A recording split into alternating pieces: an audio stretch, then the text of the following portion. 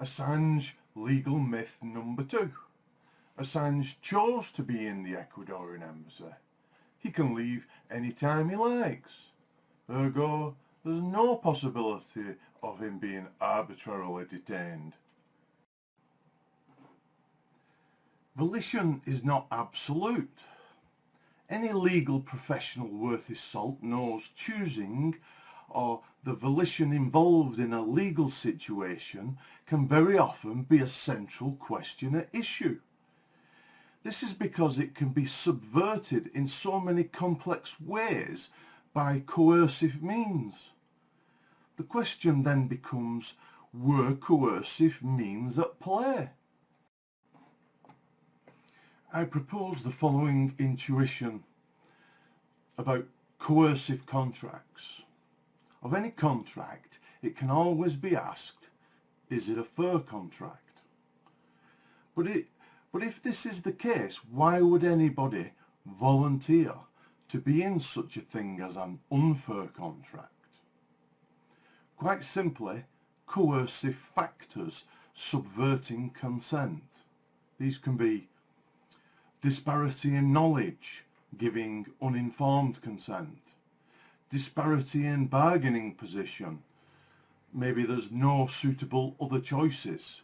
Or indirect pressures of coercive measures. Also, lack of autonomy. Impaired abilities to give reasonable fair consent. Or by direct physical coercion upon that autonomy. Recall Tyrion Lannister locked in the Sky Cell.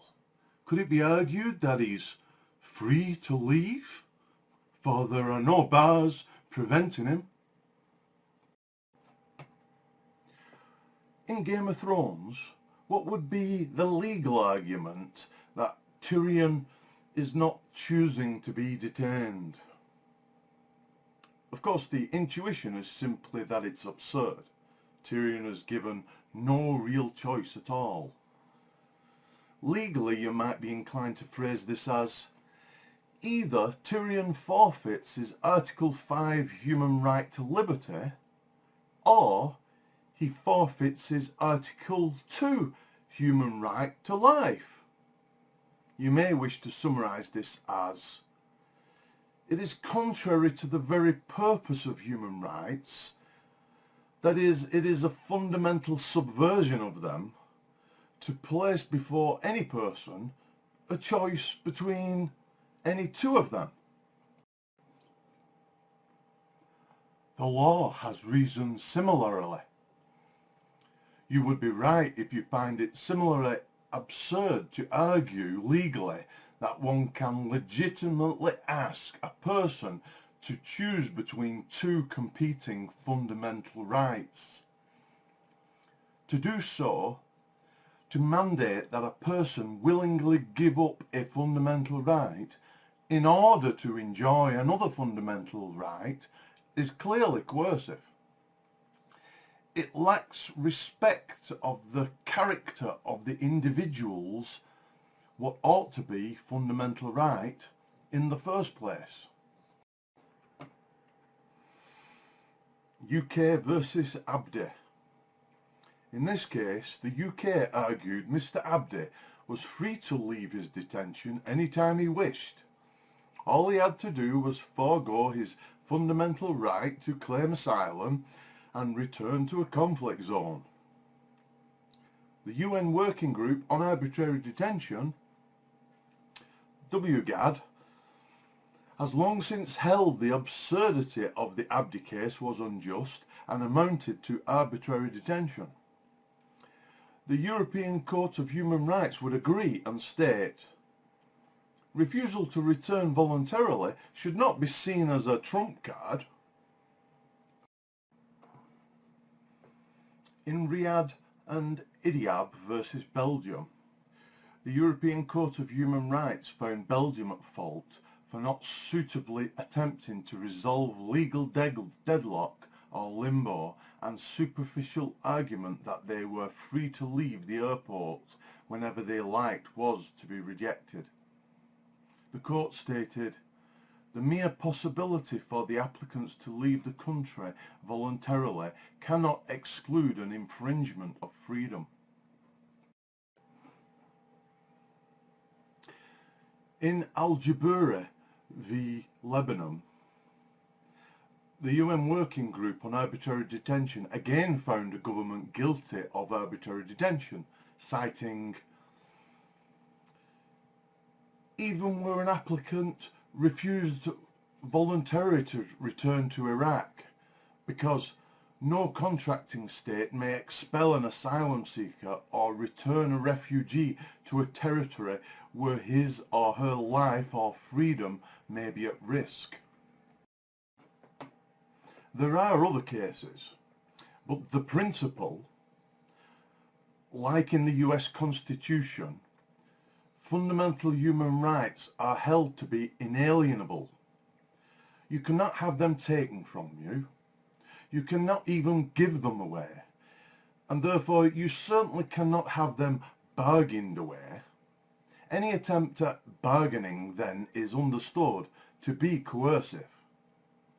The late great Michael Ratner, in his legal submission to WGAD on behalf of Julian Assange, clearly expresses the legal principle that WGAD and the European Court of Human Rights are working to as, at paragraph 5, "The Working Group on Arbitrary Detention has agreed in previous cases that a deprivation of liberty exists where someone is forced to choose between either confinement or forfeiting a fundamental right, such as asylum, and thereby facing a well-founded risk of persecution. The European Court of Human Rights and the UN High Commissioner of Refugees similarly adhere to this principle." The fundamental right to asylum. The right to asylum has been clearly enshrined in the cases we have thus far viewed. The UN has declared a right to asylum in the Universal Declaration of Human Rights at Article 14. The Charter of Fundamental Rights of the European Union also recognises this right at Article 18. Also, in the 1951 Convention on Refugees, a right to be protected from political persecution and more generally harm is enshrined at Article 33, which prohibits expulsion in such circumstances. The Assange case. Julian Assange has successfully claimed asylum on the grounds that he faces political persecution, torture and even death if extradited to the US. These are internationally agreed standards upon which to base asylum. Neither the UK, Sweden, Australia or the US has attempted to argue that Julian Assange's concerns and thus the judgment of Ecuador is manifestly ill-conceived, nor will they. The UK has found sufficient political motivations to justify spending many millions of pounds in surveillance and stationed officers both inside and outside the Ecuadorian embassy, meaning any attempt to leave would result in immediate arrest. It is an unpalatable political truth that asylum claims trump the concerns of UK or Sweden. Despite this, Julian Assange has actively sought to cooperate with any of their legal concerns so long as his fundamental fears about refoulement to the US are respected. The UK is obliged to meet the arguments put by Assange and the UN Working Group, and not just to arbitrarily ignore them and use its favourable and disproportionate imbalance of power to propagate superficial assertions. You might observe, victim blaming always looks to the victim's choices. He went crazy in the store, but he seems all right now. This is what he was doing. Bam! Bam! Bam! Bam! Yeah, bam, bam, bam, bam, bam. I told them not to touch the fucking alarm. They did. If they hadn't have done what I told them not to do, they'd still be alive. My fucking hero. Thanks. That's your excuse for going on a kill-crazy rampage. I don't like alarms, Mr. White. In rape cases, the perpetrator often rationalises that a promiscuous or provocatively dressed woman has forfeited her right to personal autonomy and freedom from insecurity of person.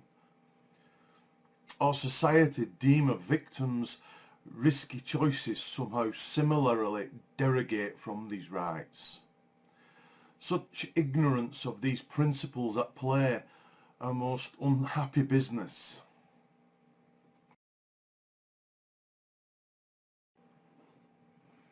Now let us mock Joshua Rosenberg and the Guardian when it explains or asks the question, how did the UN get it so wrong on Julian Assange? The working group overlooked the central fact of the WikiLeaks founder's situation. He has not been detained, but rather hidden himself away, Joshua asserts bluntly. Now let us have a hearty belly laugh at the superficial attempt of a so-called leading legal commentator, Joshua Rosenberg, in his pathetic attempt at grappling with the complex questions at issue that we have seen where volition is concerned.